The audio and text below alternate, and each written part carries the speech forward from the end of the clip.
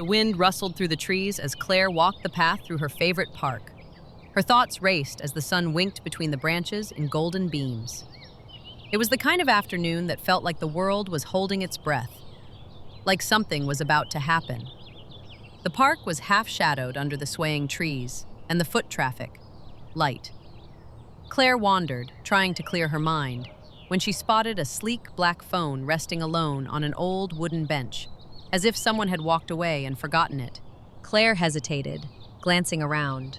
Lost? Forgotten? Abandoned? She held it up and called out to a couple nearby. "Does this belong to you?" They shook their heads and kept walking. She looked down at it. The phone buzzed lightly in her hand, the screen illuminating with just one app.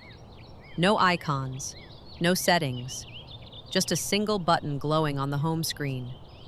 The camera app. Weird. Curious, Claire tapped it. The screen flickered, then cleared. It wasn't showing her face. It wasn't even showing the park. It was showing a cobblestone street. Horse-drawn carriages rattled by. A woman in a corset and bonnet walked past the lens, glancing in Claire's direction, as if sensing she was being watched. Claire blinked and backed up a step. Chills ran down her spine. She closed the app. Her reflection returned, confused and pale. She opened the camera again. This time, it showed a muddy battlefield. Men in uniforms, smoke, thick in the air. Shouts and gunfire echoed in the distance. The view panned slowly, as if the phone itself were a floating eye, drifting through time. Claire's hand trembled. The timestamp in the top corner read, September 20th, 1861. Claire sat down slowly, heart racing. Was this some AI trick? A glitch? She looked around to gather her senses and remembered the cannonball still embedded in the corner column of the courthouse. A black blemish forever marking a dark time in history. Painted beneath the ball, in black lettering, Battle of Lexington, the date beneath. She turned the camera to face herself.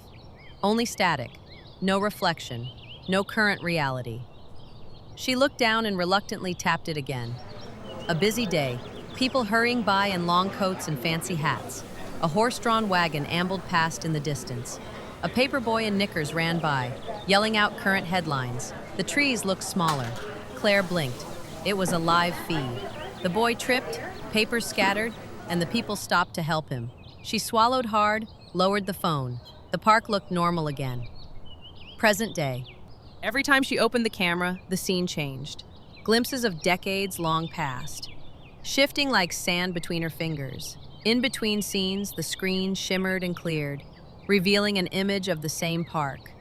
Time after time, generation after generation, all centered around this same bench, this same park, this fixed location. And this phone? Displaying a window into another time. She lifted the phone again. A jazz club in the roaring 20s, a young couple walking as gas lamps lit the brick streets, a crowded market square with bustling townsfolk gathering for the annual picnic. Street noise, laughter, voices, always alive, always moving, always real. Claire thought of her own life, of how she'd come here today to escape the constant noise of modern society and the silence after her father's funeral. He used to bring her here when she was small, to walk the path and feed the ducks. She wondered, what if the camera could show him? With trembling fingers, she opened the app one more time, remembering her own childhood in that small town. The camera opened to a familiar image.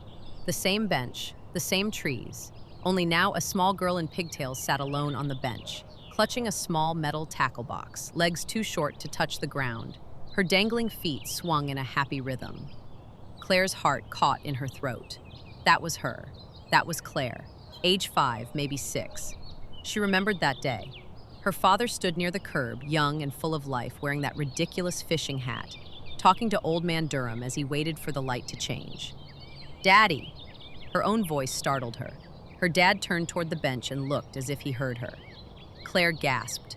The little girl looked toward the camera too, right at her. Could they see her? The image began to distort, flicker. Then the screen dimmed. "No, no, come back." She tapped multiple times, but the camera froze. One last image was shown. The bench, now empty, with the words etched faintly into the wood. Our memories live on. The phone powered off. Wouldn't turn back on. Claire sat for a long time, reflecting on the lives and laughter, the memories that played out like short videos in front of her eyes. Each one a special memory for someone, others a heavy weight of hard times. She felt grateful to have witnessed it. She had been given the opportunity to glimpse into her past and relive a moment in time. She smiled as she rose from the bench. Claire placed the phone back where she found it and stepped away. A young man jogging by stopped and noticed the device. "Hey," he called to her. "Did you leave this behind?" Claire turned and shook her head gently. "It's not mine," she said. Behind her, the young man picked up the phone, confused as it lit up in his hands. The camera app glowed softly at him, waiting. Claire kept walking. She didn't look back. She didn't need to. Thank you for watching. If you enjoyed this story, please like, share, and subscribe for more content just like this.